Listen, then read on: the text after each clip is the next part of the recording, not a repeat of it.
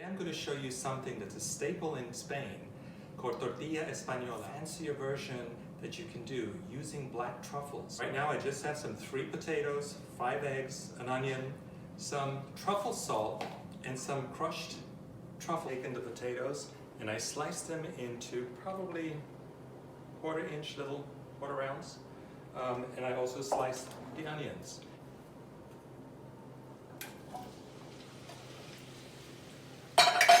Then go ahead and put your onions in there.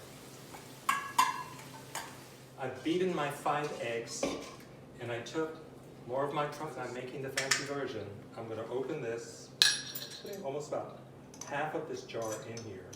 And then take the potatoes, and you can see it's still dripping because there's quite a bit of oil in there, and put it in. Once you start seeing all the sides getting hard, what you want to do is take one of these and start shaping it. Start shaping. Put the plate over and flip it. Immediately flip it back into the frying pan.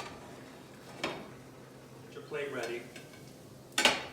Get it over and slide it back into your pan.